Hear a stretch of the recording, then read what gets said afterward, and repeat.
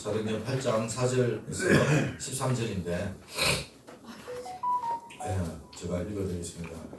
진동을 해놓으세요. 모음으로.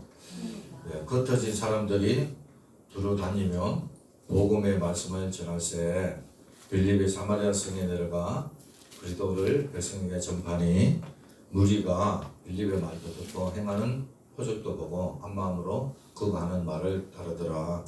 많은 사람에게 붙었던 더러운 귀신들이 크게 소리를 지르며 나가고 또 많은 중병병자와 못 걷는 사람이 나으니 그 성에 큰 기쁨이 있더라.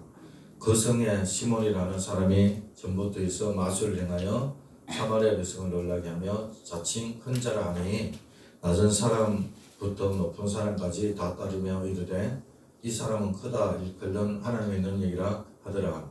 오랫동안 그 마술에 놀라서 말을 그들이 따르더니 빌립이 하나님 나라와 및 예수 그리스도의 이름에 관하여 정답을 그들이 믿고 남자가 다 세례를 받으니 시몬도 믿고 세례를 받은 후에 전심으로 빌립을 따라다니며 그 나타나는 표적과 큰 능력을 보고 놀라니라. 아멘. 오늘 말씀은 사도행전 8장 4절에서 13절 말씀을 가지고 사마리아에서 만나는 두 신앙이라는 그런 제목으로 말씀을 전하기를 원합니다. 많은 은혜 받으시기 바랍니다. 예수님께서 십자가에 죽으시고 3일 만에 부활했잖아요, 그죠? 그리고 40일 동안 땅에 계시면서 제자들을 찾아가 만나시고, 그리고 1장에 보니까 사도행전 이제 예수님께서 이제 제자들을 불러놓고 그래요. 너희들이 약속한 것을 받아야 된다. 그렇기 때문에 예루살렘 떠나면 안 된다.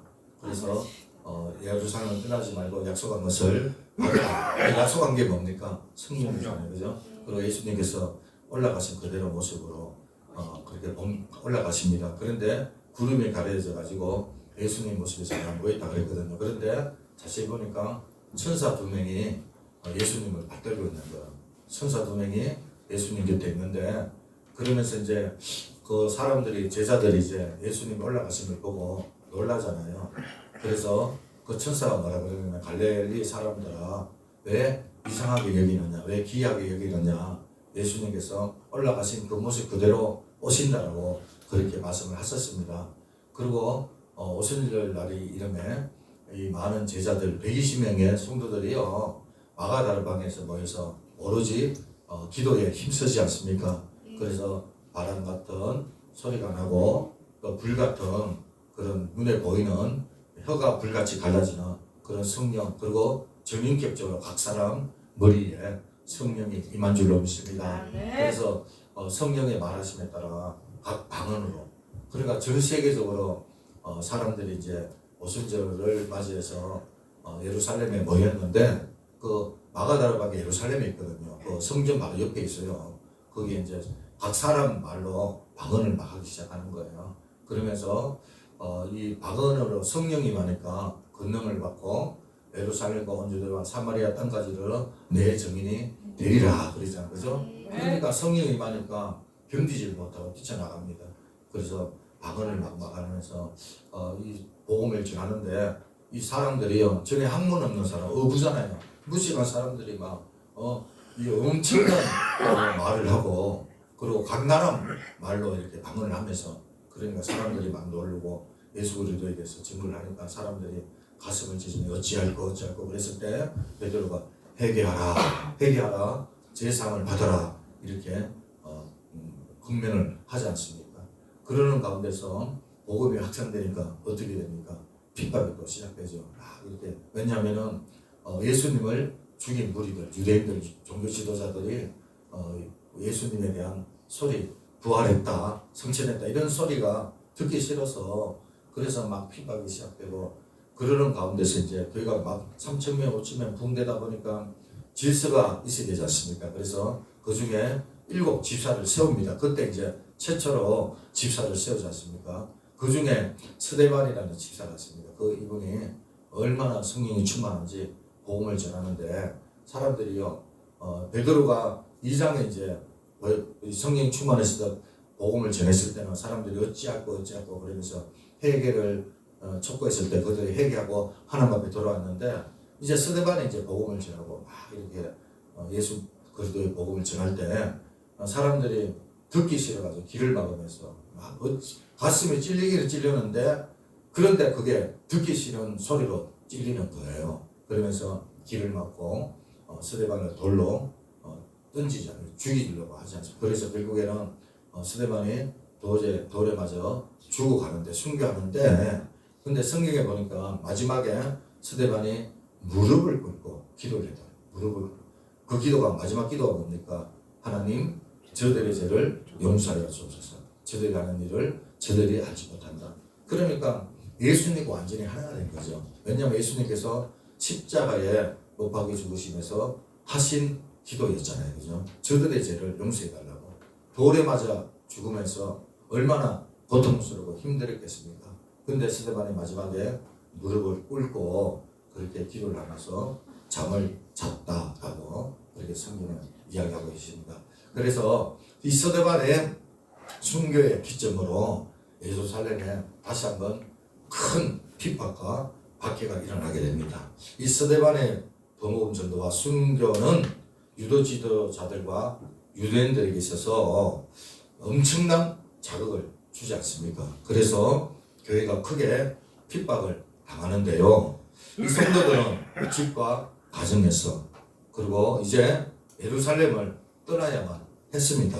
그 예루살렘에 더 이상 머물 수가 없는 거 아닙니까? 그들은 유대와 사마리아로 흩어집니다. 사울은 이 기세당당해가지고 날뛰면서 교회를 없애려고 집집마다 찾아다니면서 남녀 가리지 않고 예수 믿는 사람이라면 무조건 끌어다가 감옥에 가두는 그런 일을 합니다.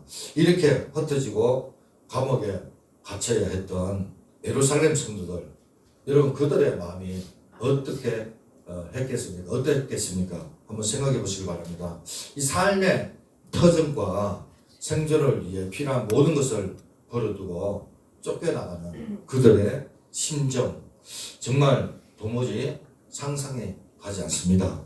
우리가 이런 일을 만나게 되면 어떻게 반응을 하겠습니까? 막막한 가운데 주눅들기가 쉽지 않겠습니까? 복음을 전하다가 이렇게 고난이 오고 죽음도 오고 정말 모든 것들을 다 잃게 되는 그런 상황을 우리가 만난다면 어떻겠습니까? 복음 전하기가 더 이상 쉽지가 않을 것입니다. 그런데 오늘 본문에 나오는 이 사람들은 마음이 이축되지 않았던 거죠. 이 4절에 보니까 흩어진 사람들이 두루 다니며 복음의 말씀을 전한다 이렇게 말하고 있죠. 그들은 예수님 때문에 많은 것을 잃었습니다. 모든 것을 버렸습니다. 그런데 믿음만은 잃어버리지 않았다라는 거죠. 오히려 흩어짐을 통해서 그것이 기회가 되어 두루 다니며 복음을 전파하는 계기가 됐다라는 겁니다. 그 흩어진 사람들 중에 빌립이라는 사람이 나옵니다. 우리가 금요일부터 빌립 전도라고 이야기를 했지 않습니까? 그 빌립이 나오게 되는 건데 그는 사마리아 성에 내려가서 사람들에게 예수 그리스도를 선포를 합니다. 우리는 빌립이 행하는 표적과 기사를 보면서 그가 하는 말에 귀를 기울이기 시작하는 거죠. 왜냐하면 귀신들이 떠나가고요. 중풍병자와 지체장애자들이 고침을 받았기 때문에 그런 겁니다. 이 그 일과 사마리아 성에 큰 기쁨이 임했다라고 성경은 이야기하고 있습니다. 즉 하나님의 말씀이 선포되니까 이 하늘의 기쁨이 어두움을 감싸고 있던 그 사마리아의 그 땅에 기쁨이 임했다라는 그런 이야기입니다. 그곳에 시몬이라는 마술을 행하던 사람이 있었는데요. 그는 스스로 하나님의 큰 자라고 일컬었습니다. 또 그는 마술을 통하여 많은 사람들을 지배하였고 많은 사람들이 그를 따르고 존경을 했습니다.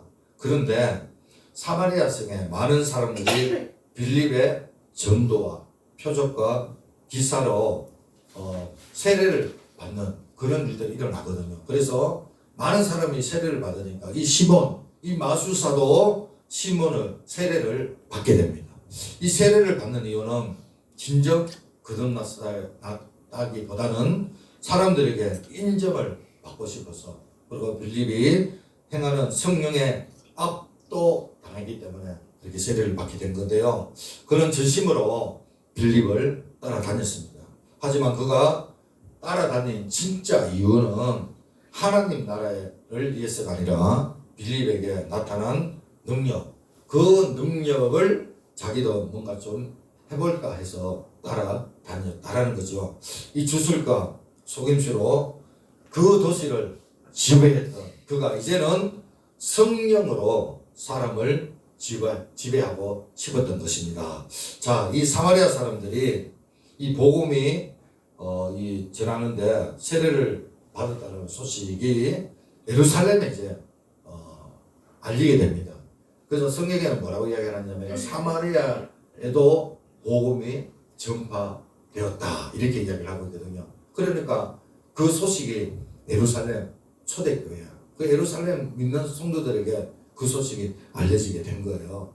그래서 예루살렘 성도들이 누구를 파송하냐면 베드로와 요한을 사마리아에 파송을 하게 됩니다.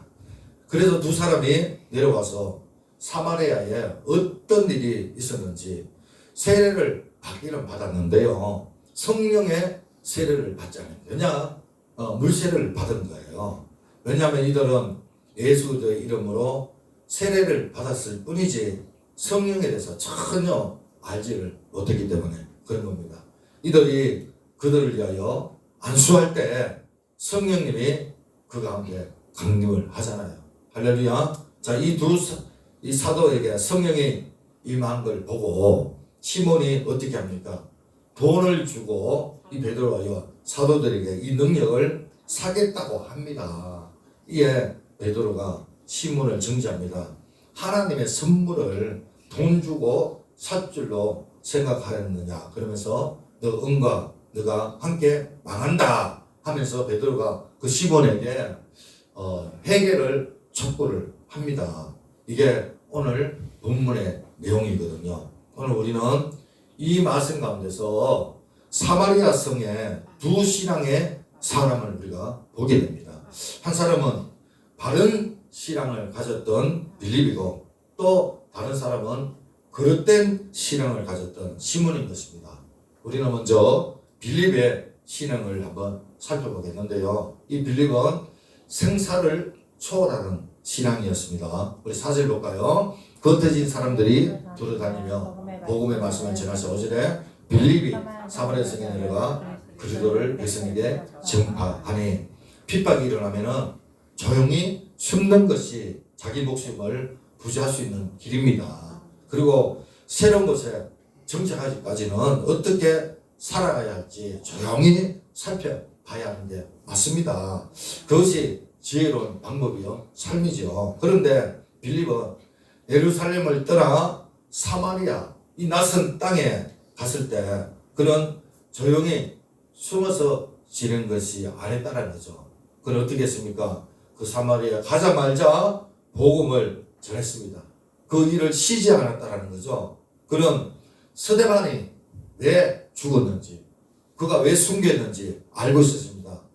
또 지금 예루살렘에 왜 고난을 오고 핍박이 왔는지 그는 누구보다도 잘 알고 있었습니다. 그리고 사울이 복음을 전하는 사람들을요, 예수 믿는 사람들을요, 다 잡아다가 감옥에 가두는 그 일도 이 빌립은 알고 있었습니다. 이렇게 살벌한 상황을 피하기 위하여 사마리아에 왔지만 그렇다고 해서 그 사마리아도요 안 주는 곳이 아닙니다. 특히나 이 사마리아 사람도 유대인들에게는 아주 조상적부터 갖고 있는 불편한 감정 때문에 이 갑자기 나타난 사람들에게 따뜻한 한대를 한다. 그거는 전혀 없는 일이거든요. 오늘날에도 그렇지 않습니까? 어떤 지역에 외지인이 가면 어떻습니까?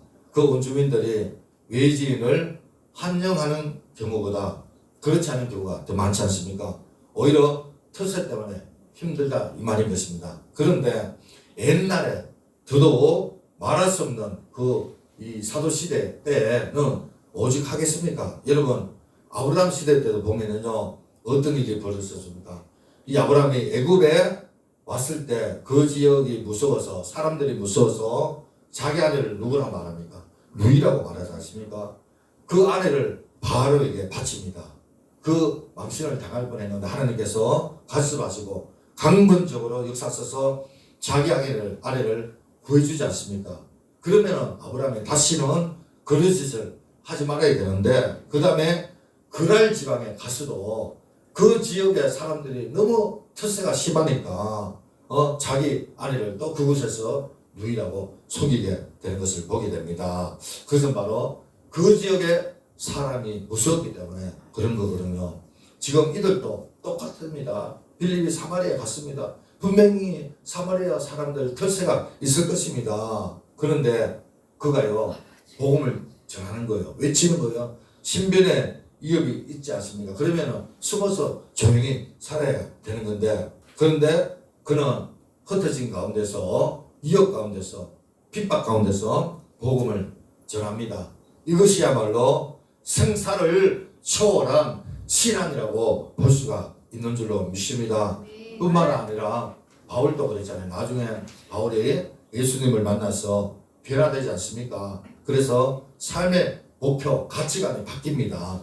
그래서 주변의 사람들이 핍박하기 시작하잖아요. 그가 예루살렘에 가면 더 큰 일을 당할 것을 예상을 했고 성령께서도 바울에게 가르쳐 주셨습니다. 주변의 모든 사람들이 예루살렘에 가면 안 된다 만류를 했지만은 그는 어떻게 했습니까? 사도행전 20장에 보니까 이런 고백을 합니다. 22절에 보라 이제 나는 성령의 매래 예루살렘으로 가는데 거기서 무슨 일을 당할지 알지 못하노라. 오직 성령이 박사님에게 증언하여 결박과 환난이 나를 기는다 하시나 내가 달려가니까 주 예수께 받은 사명 곧 하나님의 복음을 증언하는 일을 마치라면은 나의 생명조차 조금 더 귀한 것으로 여기지 아니하노라. 사도 바울의 고백입니다. 자기 생명보다 더 귀하게 여긴 게 뭡니까? 사명이라는 거죠. 여러분 사명은 하나님의 은혜 복음을 증거하는 줄로 믿습니다. 이 빌립은 박해를 피해서 사마리아로 갔지만 그곳에서 사명을 다합니다. 그 사명이 뭡니까? 복음 전파하지 않습니까? 하나님 나라를 전하는 것을 보게 되는 줄로 믿습니다. 사랑하는 여러분, 오늘 우리가 우리 자신을 한번 생각해 보시길 바랍니다. 지금 시대는요 예전처럼 복음을 전하기가 점점 어려워지고 있는 시대입니다. 갈수록 세상은 복음에 대해 적대시 되어져 가고 있는 것을 보게 됩니다. 과연 이런 상황 속에서 우리는 복음을 회피하고 있는지 아니면 드러내고 있는지 우리 자신을 한번 살펴보시길 바랍니다. 하나님께서 우리에게 계속해서 주어진 자리에서 때로는 일터에서 때로는 생활의 선교사로 우리가 예수님을 나타내기를 원하고 또 그런 삶을 살기를 원하는 줄로 믿습니다. 그러므로 우리가 우리 자신을요 한번 돌아보는 그런 시간이 됐으면 좋겠습니다. 때로는 우리는 전혀 예수 믿지 않는 자처럼 그렇게 살고 있는지 아니면은 우리가 예수 믿는 사람으로 그렇게 사는지 우리 자신 한번 돌아보길 바라고요. 오늘 빌립은 정말 생사를 초월한 그런 신앙을 가진 줄로 믿습니다. 또 빌립의 두 번째 바른 신앙은 뭐냐면은 국경을 초월한 신앙이었다라는 것을 보게 됩니다. 여기 보면 빌립이 사마리아 성에 내려가 그리스도를 백성에 전한다 그랬는데 5절에 보니까요 빌립이 사마리아 성에 내려가 그리스도를 백성에 전파하니 자 여기 유대인과 사마리아인은 서로 상종하지 않는 그런 사이라는 것을 우리는 알고 있지 않습니까? 언제부터 이렇게 됐는가 하면요 솔로몬 왕 때에 이 솔로몬 왕이 말년에 정말 우상 숭배를 하지 않습니까? 그가 다윗 아버지 때문에 정말 태평성대를 누리고 하나님의 도심으로 얼마나 많은 부귀영화를 누렸습니까? 그런데 이 솔로몬이 말년에 타락을 합니다. 그래가지고 그런데 하나님께서 솔로몬 때는 다윗 때문에 치지 않습니다. 그런데 그 후 아들이 누굽니까? 르호보암이잖아요. 이 르호보암 왕이 대누에 나라가 남북으로 바뀌지 않습니까? 그때 북이스라엘의 누구 왕입니까? 여로보암. 몇 지파를 가지고 갑니까? 12지파 중에 10지파를 가지고 가요. 그리고 르호보암만이 남유다에 남게 되는데 그 두 지파가 뭡니까? 유다 지파와 베냐민 지파잖아요. 그 두 지파만 가지고 이렇게 그러면서 이제 그 북이스라엘의 수도가 어딘 줄 아십니까? 그게 바로 사마리아단 말이에요. 근데 이 사마리아가요, 이 북왕국이 이제 나중에 이제 어떻게 됩니까? 우상 숭배를 하고 그러다가 아수르에게로 멸망을 당하지 않습니까? 그죠? 근데 아수르가 이 사마리아를 완전히 멸망시키기 위해서 어떤 일을 합니까? 이 사마리아는 계속적으로 금송아지를 하고 뭐 그런 가운데서 또 깨어있는 사람도 있고 그러는데 근데 이 아수르가 사마리아를 멸하기 위해서 혼혈 정책을 치지 않습니까? 자기 나라 이방 나라를 막 혼혈 섞여 가지고 막 그렇게 합니다.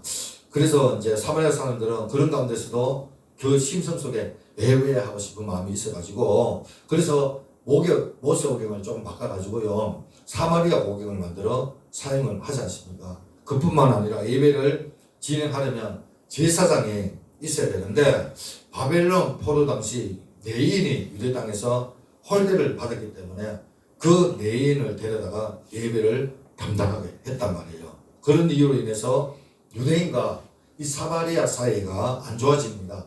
그렇게 사마리아 사람들은 거기서 거친 게 아니라 유대 사람들 계속 괴롭히는데 그 결정적인 원인이 어디 있었냐면은 유대인들이 바벨론 포로 70년 이후에 나와가지고 이제 성전을 재건하지 않습니까? 그 성벽을 재건하는 데 있어서 제일 먼저 방해한 사람들이 누구냐면은 바로 사마리아 사람들이었거든요. 그러니까 유대 사람 입장에서는 이방인들보다 더 정오했던 사람이 바로 사마리아 사람들이었던 것입니다. 이 같은 세월이 한두해 아니라 수백 년 동안 이어졌는데 그렇기 때문에 사마리아는 단순히 지리적인 문제 또 혼합적인 문제뿐만 아니라 정말 다양한 문제들이 그들에게 있었단 말이에요. 이런 상태 사람들이 모여있는 사마리아 사람들이었기 때문에 당시 유대인들은요 이 사마리아 사람들과 아예 상종조차도 하지 않았다는 겁니다. 하지만 예수님은 그렇지 않잖아요. 예수님께서 첫 유월절을 맞이했을 때 돌아갔을 때 사마리아의 그 우물가의 여인을 만나게 되는 것을 보게 됩니다. 수아는 여인이잖아요. 그죠? 그래서 이 의도적으로 사마리아 찾아간 것을 보게 되는데 오늘 본문의 빌립도 그런 상입니다. 정말 상종 따라는 그 사마리아 땅을 찾아가서 자기 동족인 유대인들이 싫어하는 사마리아 사람들에게 복음을 전하는 것을 보게 됩니다. 이것이야말로 선을 넘는 그런 신앙이지 않습니까? 하나님께서는 유대인들만 위한 그런 하나님이 아니지 않습니까? 여러분 정말 우리 하나님께서 예수님을 이 땅에 보내주신 것은 유대인들을 위해서 이 땅에 보내주신 건 아니고요. 그리고 예수님께서 십자가에 죽으신 것은 유대인들을 위해서 십자가를 죽으신 것이 아니지 않습니까? 온 세상을 사랑하시고 온 인류를 구원하시기 위해서 우리 주님께서 십자가에 죽으신 줄로 믿습니다. 그렇다면은 전도의 대상이 어떤 특정한 국가나 민족이나 개인에게 있어서는 안 된다는 거죠. 뿐만 아니라 우리 주변의 모든 사람들 모두가 다 전도의 대상인 줄로 믿습니다. 오늘 이 사마리아 내가 정말 싫어하는 그 대상 사마리아가 있을 수가 있는데 정말 내가요 감정적으로 불편한 사람일수록 오히려 그 사람이 하나님이 사랑하는 사람이 나가는 것을 우리가 알아야 됩니다. 여러분 땅끝까지 이르러 복음을 전하라 그랬는데 여러분 오늘날 땅끝이어야 됩니까? 저 한번 땅끝이 아니라 오히려 내가 정말 감정적으로 불편한 그 사람이 어쩌면은 땅끝이 아닐까 그렇게 생각을 합니다. 할렐루야. 그래서 여러분 우리는 이 같은 선을 넘어야 될 줄로 믿습니다. 그것이 바로 빌립의 신앙이었고 또 빌립의 바른 신앙이 어떤 신앙이냐면 세 번째 이해를 초월한 신앙이었다라는 거예요. 우리 주변에는 전도를 해도 자기 자신의 어떤 이해 득실을 지나치게 따져가지고 전도를 하는 그런 사람들이 있습니다. 하지만 빌립은 그렇지 않았다는 거죠. 만약 빌립이 이 타산을 따졌다면은 그는 사마리아에 내려가지도 못했을 것이고 또 사마리아에 가서 복음을 전하지 않았을 것입니다. 사마리아는 복음 전파가 잘 될 확률이 희박했을 뿐만 아니라 명성을 크게 떨칠 장소도 아니었던 거죠.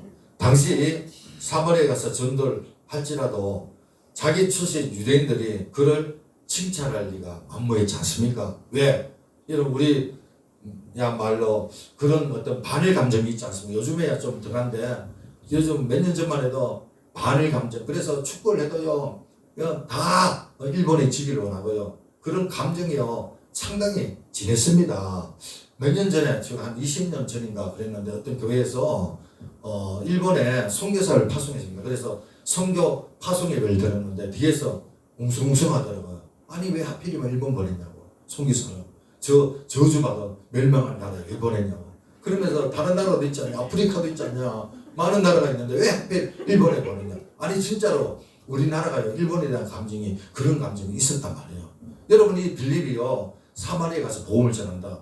유대인들에게는 아주 상종하지 않은 적대적인 나라 아닙니까? 그죠? 우리가 마치 일본을 싫어하는 것처럼 그런 사마리아 민족이거든요. 근데 빌립이 그렇게 가서 복음을 전한다. 예루살렘의 성도들, 유대인들 아닙니까? 그죠? 다 개종했고 변화된 사람들. 그런데 그런 마음이 있지 않습니까? 왜 하필 사마리아에 가서 복음을 전하냐? 다른 곳에 많은데 그럼에도 불구하고 그는 계산하지 않았습니다. 모든 걸 초월했습니다. 사심없이 사마리아에 가서 복음을 전한 줄로 믿습니다. 오늘 우리는 자신을 돌아봐야 돼요. 우리는 이 타산을 따지고 있지 않은지 하나님이 우리 한 사람이 이 모든 것을 뛰어넘기를 원하는 줄로 믿습니다. 자 그렇다면 그릇된 신앙의 시범 그릇된 이제 바른 빌립의 신앙을 세 가지 생각했는데 그릇된 시몬의 신앙이 어떤 신앙이었습니까? 첫째로 피상적인 신앙이었다는 거죠. 13절에 보니까 시몬도 믿고 세례를 받으려 위해 전심으로 빌립을 따르며 그 나타나는 표적과 큰 능력을 보고 놀라니라. 시몬은 스스로를 하나님의 큰 자라고 불렀습니다. 사마리아 사람도 그렇게 인정해서 그를 따라다녔지요. 그는 맛을 통하여 많은 사람을 지배했고요. 정말 많은 사람에게 존경을 받는 그런 사람이었습니다. 그런데 이 사마리아 성에 빌립이 와서 많은 전도와 표적을 행하는 걸 보고 시몬도 세례를 받았습니다. 그가 세례를 받은 이유는 예수님을 진정으로 믿으려고 받은 게 아니죠. 그냥 사람들에게 인정을 받고 싶고요. 그리고 빌립에게 나타나는 어떤 성령의 능력을 자신도 한번 나타내 보이기 위해서 그렇게 세례를 받은 겁니다. 그러니까 그의 마음에는요 하나님이 전혀 없었습니다. 오직 빌립의 능력 거기에만 마음이 있었다는 거죠. 그러니까 그의 신앙은 그 내용이 공허했다는 거죠. 비상적이었습니다. 엄격히 따지면 그냥 신앙이라고 말할 수가 없는 것입니다. 안타까운 것은 오늘 이와 같은 모습이 우리 성도 중에 교회 중에 많이 있다고 보면 됩니다. 예수를 믿고 교회 생활을 하지만 그 하나님의 깊으신 사랑이 어떤 예수님의 그런 어떤 대성물의 그 죽으신 그 사랑 그런 것에 은총 그런 것에 전혀 관심이 없는 그런 사람들이 많이 있습니다. 눈에 나타나는 어떤 표적 그저 기도 응답 자기가 잘 사고 축복받고 그냥 그런 거예요. 정말 예수님께서 나를 보냈고 나를 이렇게 영원한 생명으로 이끈다. 이런 어떤 주님의 십자가 사랑을 전혀 그런 데는 관심 없는 것을 보게 되는 거죠. 그저 표정만 나타나면 2단도 좋고 3단도 좋고 다 떠납니다. 그냥 따라갑니다. 쫓아갑니다. 그러다가 신앙이 아주 잘못되는 것을 보게 됩니다. 예수님만 바라보고 예수님만 믿고 예수님만 좋아하고 예수님만 따라가는 그 신앙이 우리에게 있어야 되는데 예수님은 온전한 데 없고 눈에 보이는 표정만 쫓아가는 그런 신앙 이것이 바로 피상적인 신앙이기 때문에 그런 것입니다. 시몬이 바로 그런 신앙을 가졌다는 거죠. 또 두 번째 그 시몬의 신앙은 어떤 신앙입니까? 두 번째 배경적인 신앙이었다는 거죠. 사도행전 8장 18절에 보니까 시몬이 사도들의 안수로 성령 받는 것을 보고 돈을 들여. 자, 사마리아 사람들이 하나님의 말씀을 받았다는 소식을 듣고 베드로 요한이 사마리아에 와서 성도들에게 세례를 줄 때 어떻게 됐습니까? 성령이 충만하게 임했습니다. 그런데 베드로 요한이 그 사마리아 사람에게 얹어 기도할 때 성령이 임하니까 이 시몬, 마술사 시몬도 어떻게 합니까? 자기가 야, 나도 성령을 받고 싶다. 그러니까 그 권능도 받고 싶은데 그 권능은 어디서 나타납니까? 예수님을 믿을 때, 기도할 때, 할렐루야, 말씀 본데 성령이 임하는 거 아닙니까? 그런데요, 그 하나님의 선물, 그 엄청난 선물을요, 이 시몬은 돈을 주겠으니 어떻게? 돈을 들여 성령을 받으려고 했다는 겁니다. 그가 이같이 요청한 동기는 다른 게 아닙니다. 성령을 찾아서 자신도 사도들과 같이 권능을 행하고 성령을 쫓아서 많은 영역을 행하고 싶었기 때문에 그런 겁니다. 여러분, 세상에 돈이면 다 되는 것 같지만 돈 가지고 안 되는 일이 더 많이 있습니다. 안타깝게도 시몬은 돈이면 세상에서 안 되는 일이 없다라고 생각하는 그런 사람이었던 것입니다. 이른바 배금주의자였다라는 거죠. 그는 돈이면 구원도 살 수 있고, 돈이면 은사도 받을 수 있고, 돈이면 천국도 갈 수도 있고, 성령을 부를 수 있다.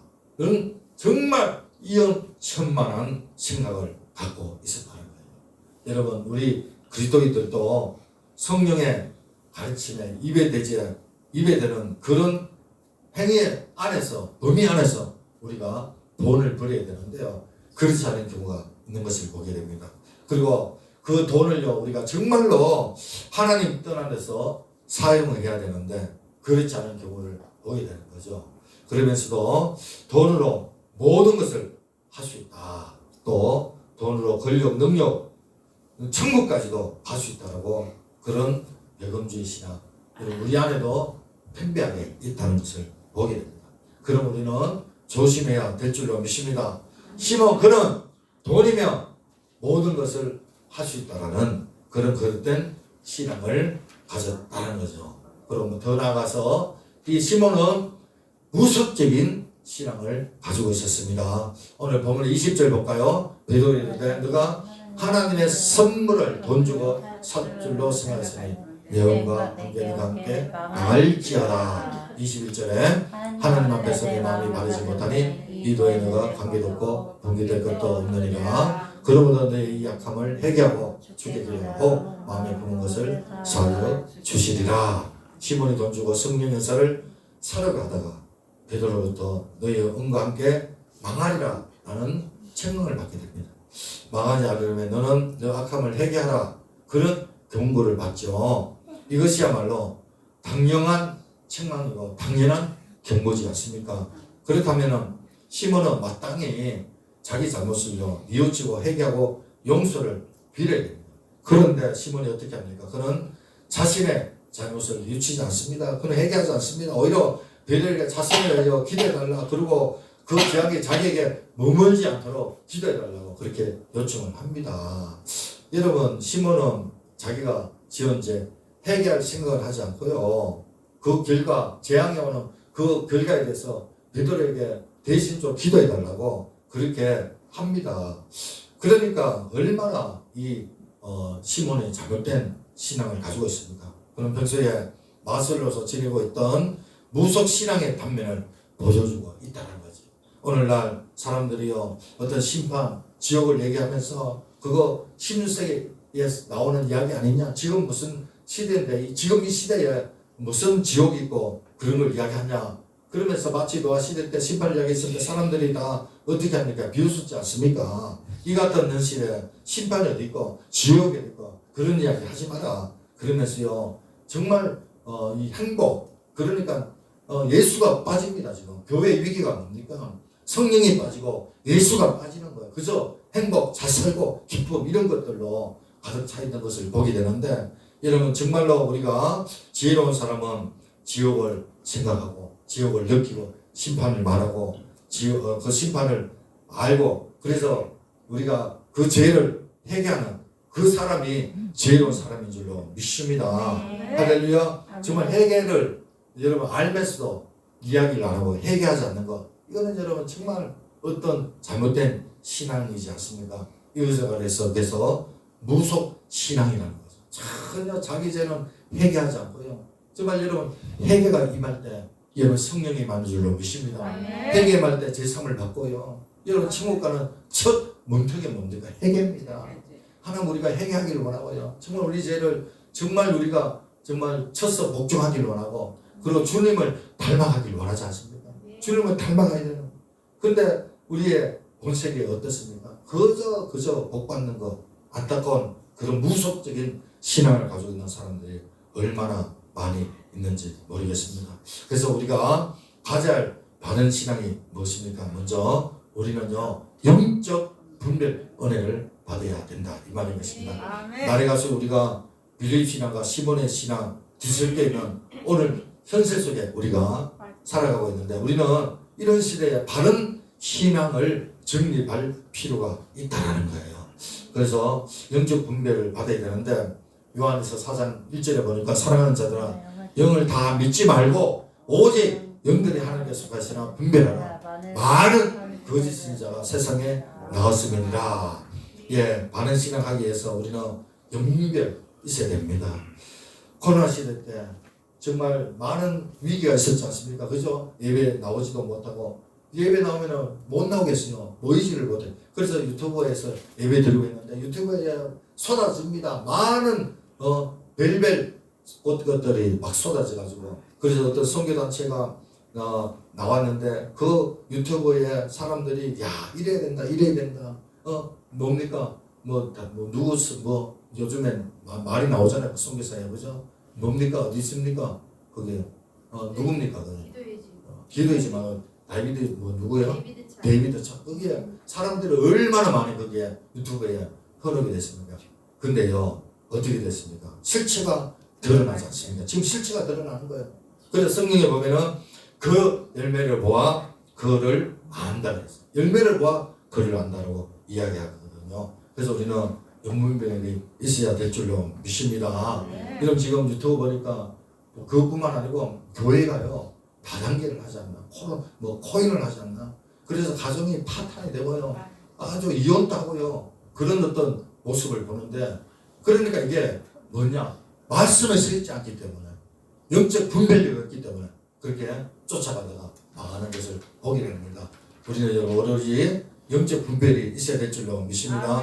그리고 또 두 번째는 뭐냐면 가치 판단의 지혜를 받아야 된다는 거죠. 빌립보서 3장 7절에 그러나 무엇이든지 내게 유익하던 것을 내가 그리스도를 위하여 다 해로 여길 뿐더러 또한 모든 것을 해로 여기면 내 주 그리스도 예수를 아는 지식이 가장 무사하기 때문에 내가 그를 위하여 모든 것을 잊어버리고 배설물로 여기면 그리스도를 얻고, 우리가 예수 믿고 세례를 받고 직분을 받고 교회 생활을 한다고 하지만 분명한 것은 내 삶의 가치가 바뀌어야 된다. 여러분 이것이 안 바뀌면 진정 예수 믿는 사람이라고 말할 수가 있지 않으시죠? 여러분 저 사람 정말 예수 믿는 사람 마저 그런 말이 나오면 안 되잖아요. 내가 교회 생활을 아무리 오래 했다 할지라도 가치관이, 세상적 가치관이 여전히 있다라면 그거는 우리가 예수님을 믿는다고 말할 수가 없는 거죠. 하나님의 나라의 가치가 예수 그리스도의 가치관으로 바뀌어져야 될 줄로 믿습니다. 만약에 그렇지 않으면 우리는 열심히 종교생활하는 거랑 똑같은 거예요. 여러분 물론 이 가치관이 하나쯤에 바뀌는 건 아닙니다. 이 가치관은 세계관을 이야기하고 있는 거 아닙니까? 그러나 예수 믿음에서 점점점 말씀에 대해서 하나님의 가치관으로 바뀌어야 되는 거예요. 그래야 우리가 이런 살아있는 신앙이라고 말을 하는 거죠. 사도 바울 보십시오. 그 얼마나 많은 화려한 이력이 있습니까? 그는 앞날이 보장된 사람이었습니다. 하지만 그 모든 것을 배설물로 여기잖아요. 모든 것을 다 불토처럼 여기는 것입니다. 그에게는 오직 하나 예수 그리스도 얻고자 하는 그 하나의 가치관에 꽉 차 있는 것을 우리가 보게 됩니다. 그리고 우리는 한번 우리 자신을 생각해 보시길 바랍니다. 정말 우리가 하나님의 가치관으로 살고 있는지, 아니면 세속적인 가치관 가운데 살고 있는지, 나는 과연 무엇을 사랑하고 있는지, 내가 돈을 사랑하고 있는지, 세상을 사랑하고 있는지, 아니면 정말 예수님을 사랑하고 있는지, 우리가 바른 신앙을 가질 수 있는 여러분 되길 바랍니다. 그럼 마지막으로 십자가 의미를 이해하는 은혜를 받아야 됩니다. 십자가를 모르는 사람은요, 예수님을 모른다고 볼 수가 있습니다. 고린도전서 1장 18절은 십자가의 도가 밀망하는 자에게는 미련한 것이, 구원을 받는 우리에게는 하나님의 능력이라. 예, 그래서 예수님을 바로 이해하려면은 십자가를 알아야 됩니다. 그 십자가의 의미를 바로 이해해야 될 줄로 믿습니다. 가장 급선무는 우리가 바로 십자가를 아는 데 있다. 사랑하는 여러분, 오늘날 교회 안에는 빌립도 있고 시몬도 있습니다. 따라야 할 신앙도 있고 따라서는 안 될 신앙이 있습니다. 오늘 나는 그 가운데 어떤 신앙의 모습인가 여러분 한번 돌아보는 여러분들이 되시길 바랍니다. 나는 빌립과 같은 자리에 있는지, 아니면 시몬과 같은 자리에 있는지. 하나님께서 우리 한 사람 한 사람이 빌립처럼 바른 신앙생활을 하면서 살아가기를 원하고, 그래서 그 신앙 가운데서 가족들에게, 후손들에게, 자손들에게 그 신앙을 물려주기를 우리 하나님은 원하는 줄로 믿습니다. 아멘. 우리 찬양 부르면서 부르고 난 뒤에 우리 한번 기도하겠습니다.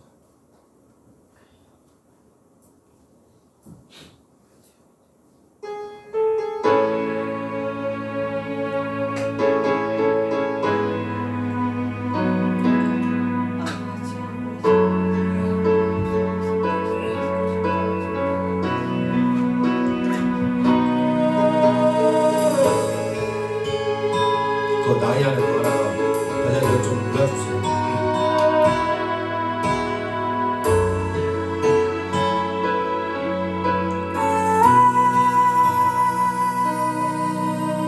주의 보좌로 나갈 때에 어떻게 나가야 할까?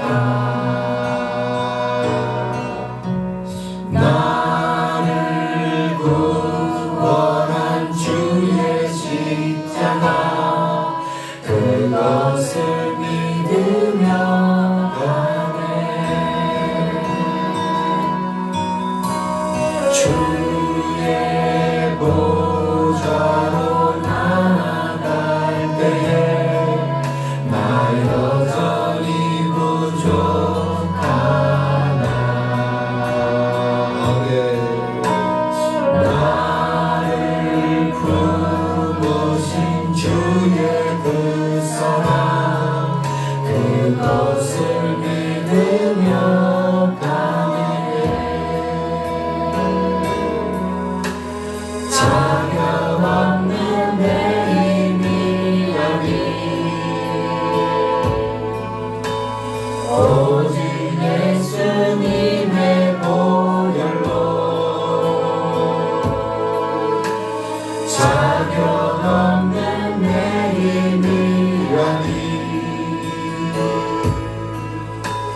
오직 예수님의 보혈로.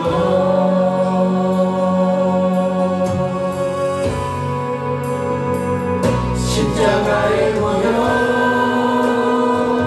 완전하신 사랑, 힘이고 나아갑니다.